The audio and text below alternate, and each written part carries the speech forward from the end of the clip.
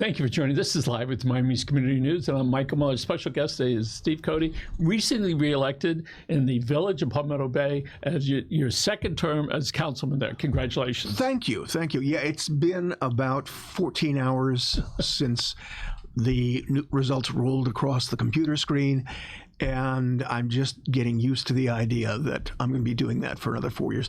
I don't know if I ever told you, but the reason that I did this, ran the first time, I got approached by some people in the village who weren't happy with the guy who was in the seat. And my wife had just passed away the year before, or right actually around that. And I said, my head's not in this. I'm too deep in my own grief. And so they said, okay. And they went away, they came back and they said, we got 5 people lined up.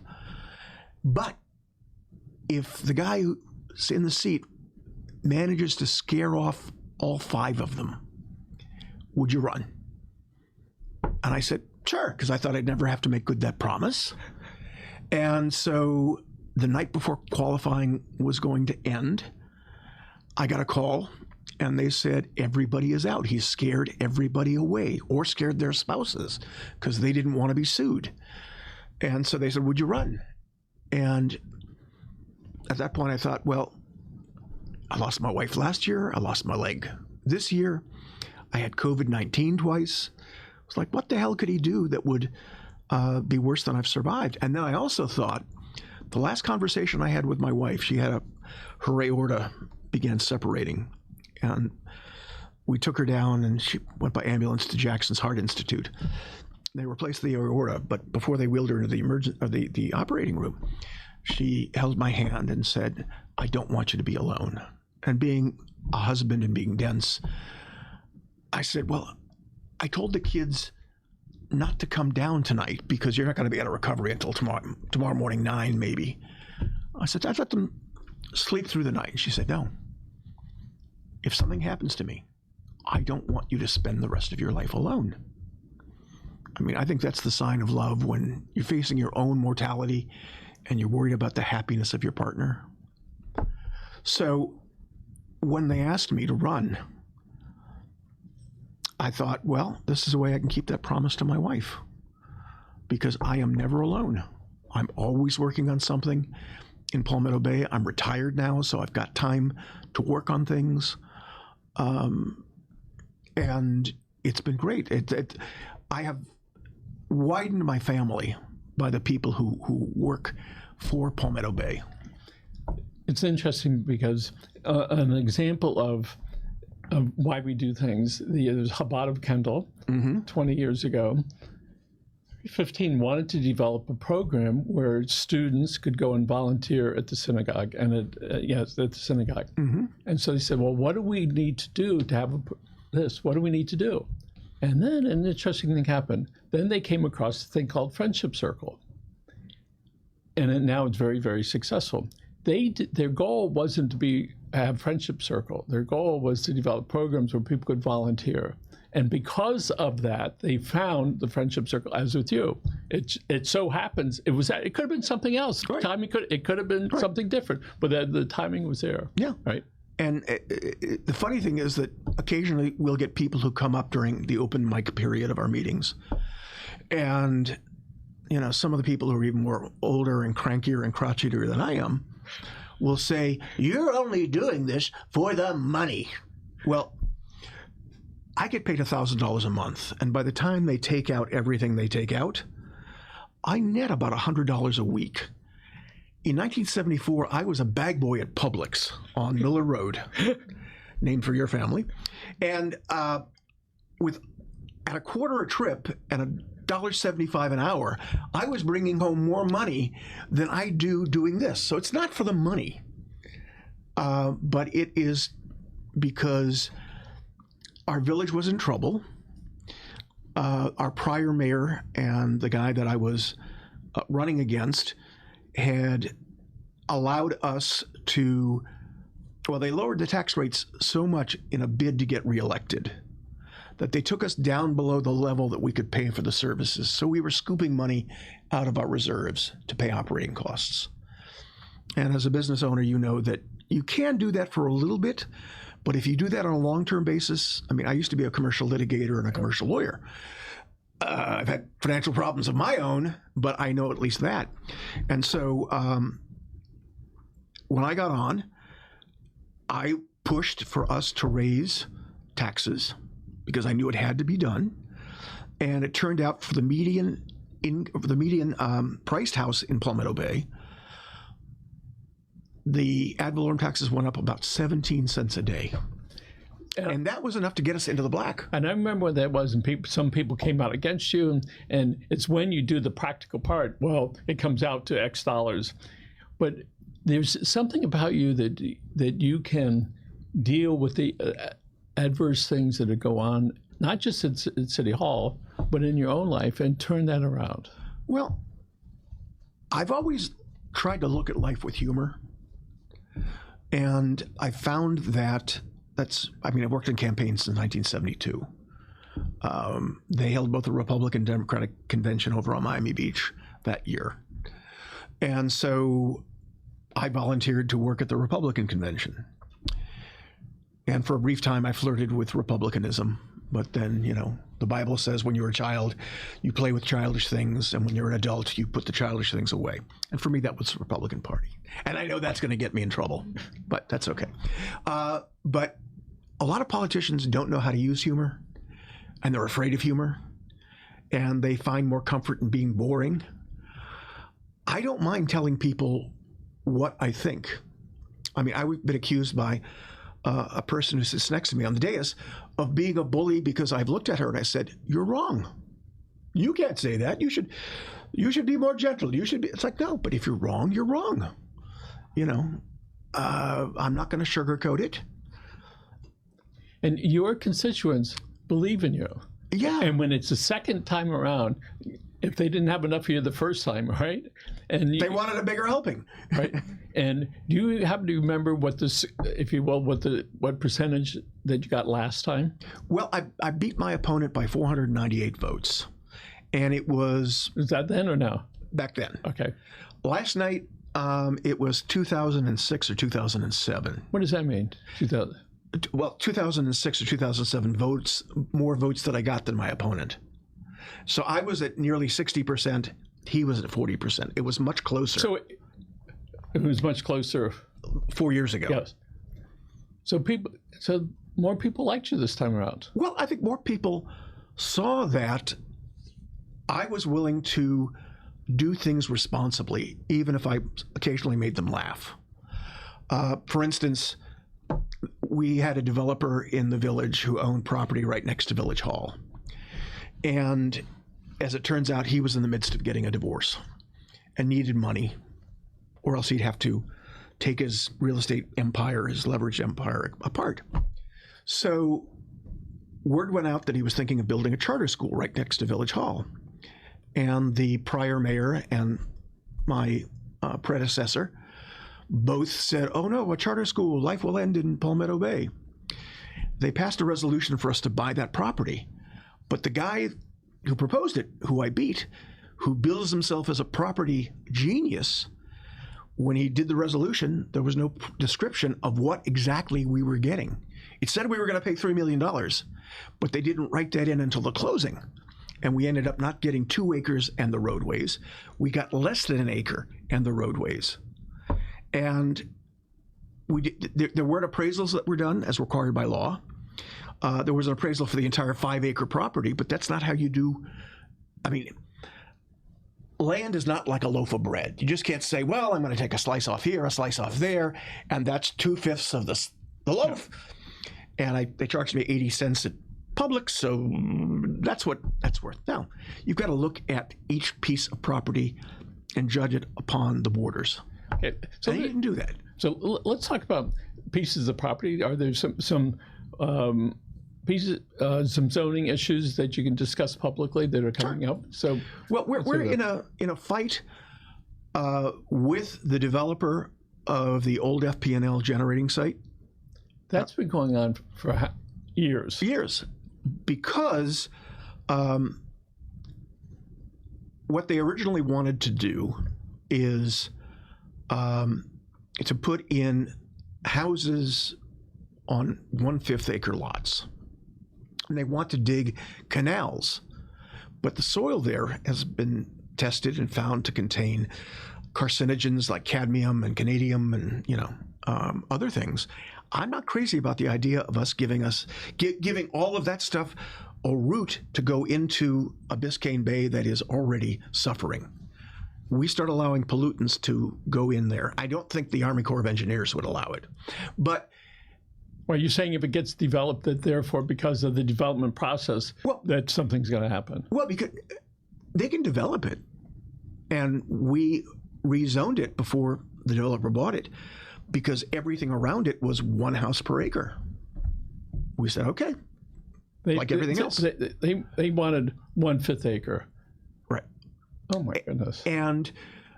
But they tried to get around that by saying, no. What we really wanted to do was to keep it in the category where you could have a power plant, but our idea is to build a resort destination hospital. Oh, I remember those. And the problem with that is that, again, the Army Corps, the licensing agents for hospitals would never allow a hospital on the coast like that. If someone were to come forward today and say, there isn't a Mercy Hospital, but we want to build a Mercy Hospital where Mercy Hospital currently is, all of those agencies would say, no, you're not going to stick a hospital right on the coast. And it's the same with what they wanted to do, but they were just using that as an excuse. Yep. One of the appellate judges has already said that it was rezoned properly before I got there. For some reason, they want to take my deposition. And I think it's because I made fun of the owner of the development company with some of the videos I did. But again, sometimes to tell a story, you've got to...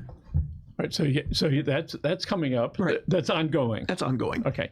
Then there's some other pieces. Well, then there's the old Burger King headquarters. Mm-hmm. That was litigated. Unfortunately, we lost. But we have been told by the developer, I've had meetings with them, everybody on the council has had meetings with them. They told us they don't want to do what we objected to. And they're going to come back to us with a new plan. It's not going to be more intense than what they had. I told them, I'm not going to sign off on something until you show me a site plan and you lay it out and I can tell what's going where. But that property is kind of unique because once you step off the edge, you're in the Biscayne National Park. Yep. So you can't put boat ramps in there because you can't put boats in through a national park. So it's a question as to what they can do with it. So next thing is mobility and transportation and traffic. And all that stuff through whatever city, whatever village is always an issue. All right. And I think the term is now mobility, not can we tame the traffic. A couple of years ago, the city, the county wanted to put a bridge in. The commission, the council fought it. What's the latest with that? Well, with the bridge issue, we lost in the trial court. It went up before the appellate court. And one of the reasons that we said this should require a new vote by the county commission was, well, for one thing, they enacted the idea of having this bridge under the terms of the ordinance to deal with the COVID virus. And I don't know anybody who would say building a bridge prevents transmission of COVID viruses. But they used it that way they didn't give notice. There's at least a 4-day notice rule. They announced the night before it was going to go on the agenda that it was going to go on the agenda. Now, at that time, I would have gone down there, but I was in a wheelchair. And it would have taken me a couple of days to arrange to get transportation so I could go in my wheelchair. Other than that, I'd have to crawl into the county administration building. And then the bidder who got the contract is the same contractor who built the bridge over 8th Street by FIU that collapsed. And they were given the contract on a low bid, which is something that they used to do. And then they turned around and have taken the amount of the bid above the $5 million threshold that requires the county commission to vote on that specific item. So all of those, and we have the judges that determined that when they rushed through the Calusa Country Club golf thing and didn't give proper notice and overturned that and made the county do it over again, I believe 2 of our 3 judges were on that case. So I think that we've got a good chance of at least bringing it back. We've got a new commission, different commissioners. Is anything been done on it? They've gone out there and they've moved gravel around. I mean, but there's no concrete in the ground from it. They have encased in concrete some utilities. Yep. And they've moved gravel around, and it's a way for them to keep paying the construction company. But if they were serious, they'd be out there driving pilings into the canal So let's bed, look at and they have the none. Southland Mall is well under reconstruction. It's going to be a massive town center. One of the things that people want, they want to be able to go and be entertained. And Right. same is going to happen here in South Miami, maybe. I mean, we've been waiting for 40 years, so we'll give it a shot this time. I remember smelling bread when I first started practicing law, driving up US 1, and now we have the 3rd iteration of. Yeah, so hopefully people will be able to live on that complex. I know there's going to be several thousand apartments when it gets done. and hopefully several thousand jobs, and people who live there can take those jobs. Yes, and so we are all looking forward to that because we've been around long enough when we remember nobody wanted to go there. So we hope this time people are going to go there. So tell us about some things that you would like to work on with your colleagues to make the city a little bit better. Well, one of the things that we have worked on and has been very important to me is to improve our park system.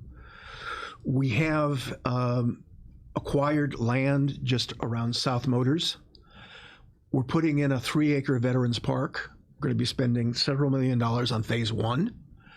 To me, it was important that we have a place where people could go to honor the members of their family and members of our military who've served, but also for young people to learn about the dignity and honor of service to country. And so I'm going to be pushing through to get us through phases 2 and 3 and finish that. One of the things I campaigned on was to put in a new community room at Coral Reef Park, and we're spending $5 million on that. And we're doing all of these without going into debt. And as much love and respect as I have for the people of community or Cutler Bay, some of our residents will point to Cutler Bay and say, look what they're doing. And it's like, yes, and they just went multi-million dollars into debt that's going to have to be paid over 30 years. We're doing all of this without having to go into debt. Because the amount you pay on your debt is separate and apart from the amount you pay on your house ad valorem taxes. It's a separate rate. So you agree to put debt on, fine. You're agreeing to put extra taxes on yourself. But we've also increased the number of police. It was one of the things that was important to me. We have one of the lowest crime rates, and I want to keep that going. Under the prior mayor, they actually cut police positions. I not only restored them, but we got some more cops back. And I've never met a cop who objects to being called a cop. You know, it's like, oh, you have to call them police persons Americans. Nope. A good cop does not mind being called a good cop. It's funny because I'm thinking constable on patrol, right? Yeah. Yeah. And so that's in the back of a lot of our heads there. So you understand about transparency and how important that is. Yes. What is it that you can do so government is more transparent for the people of Palmetto Bay? Well, I mean, we do a pretty good job with that already. We have a website where we have the town's check register posted. Very nice. So you can see who, I mean, we may not post a $3.57 check to Office Depot for paper clips, but the big stuff isn't all in there. And like we've spent half our budget on the police. We rent our police from the county. Right now they're... That's standard in a lot of cities. And soon they're going to be deputies. Right now they're police officers. They're going to change the color of their shirts. Nothing much more than that's going to change. Our crime rate is incredibly low. There are days I get a daily crime update in the morning, and many days the manager's assistant will send us an email saying there are no crime incidents to report for yesterday. To me, that's always a great day. a lot of times they will be, well, someone was stopped on a traffic offense and they were found to have had an outstanding warrant, and so they were taken into custody and transferred up to Turner Guilford Night. That's not an indication of crime in our area, right. but it does show that we are on top of it. Getting back to transportation, all of those people moving into Cutler Bay, if most of them are going to be working downtown, that's going to create a problem for us. And the young man who was just elected as vice mayor has been pitching the idea of let's 4-lane Old Cutler Road from, way down up into the Grove. I don't know if people in the Grove would be happy about, their beautiful trees that form that canopy being all hacked away so that we can get 2 more lanes of traffic in. If I remember what Victor Dover noticed, urbanists and planners told me, you make big roads, you're going to attract big traffic. Right. And if you keep it small, people are going to find some other way to do that. Plus, It's historic. So good luck with that, Mark, newly elected. Well, but we're going to be facing that pressure of people wanting to move through Palmetto Bay, wanting to move through Pinecrest. And those are, I would say that's almost an absolute. Yeah. That is going to happen. But, we're also, my opponent's idea when he was even doing a show from your studios here was we should hire more cops and just have them write tickets. I didn't want Palmetto Bay to become a speed trap because when it comes down to it, tickets aren't the great revenue creator that a lot of politicians claim, because when you have to send a cop downtown to testify about the ticket, that's overtime. He's getting paid time and a half. Yep. And so most of the money that we collect from that ticket, because we have to get part of it to the county, the state, and our share of it, a lot of it has to go to the police to cover the overtime. So let's get on to the next thing. Giving credit where credit is due. Years ago, you cared about voting rights. And you still do. I still do. All right.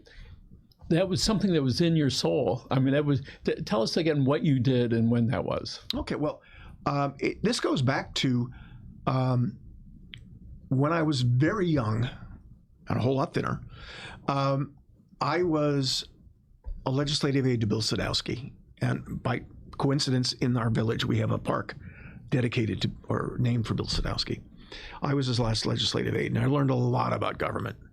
Later on, Bill did a project where he gathered community leaders like Jeb Bush and Dick Pettigrew, and they did a review of Dade County government. And that took a year and a half. I was the executive director. I put my law practice aside, worked on that for a year and a half. And what came out of that was a recognition that we had a county commission and we had a school board where we had token minority representation. I'm not, as you might guess, Hispanic, and I'm not African American. But I have always believed that you will never have peace in a community unless everybody gets to sit at the table. Everybody at the table is not going to always get what they want, but the fact that they're there to debate and to argue, sometimes to even yell, means that you're going to have peace in the community. The yelling will happen there and not out on the streets. And so when the Supreme Court came out with a decision that said, this is how you prove a Voting Rights Act violation. And I'm a bit of a computer nerd. And I said, okay, well, I would have to get all this data from the elections department, and none of it was in digital form. So I typed in to my little first Macintosh computer 10 years worth of election data and registration data and started doing the mathematical modeling. And I found that the patterns that they talked about in that Supreme Court case were glaring. So I then went and started talking to, well, first I started talking to the leadership. Well, so at that point, the county commission was, how were people elected there? Well, there were 9 county commissioners. You had, everyone was elected county-wide, but they had residence districts. And what that meant was Aventura, for instance, where you have blocks where several condo towers just by themselves are a precinct. And it was very easy to get the turnout there because you could say, we're keeping track down in the lobby. Has Mrs. Tishman voted? No, Mrs. Tishman hasn't voted. Somebody go upstairs and get Mrs. Tishman, bring her down here, she'll vote. We'll give her a juice. It was a lot easier then. It was.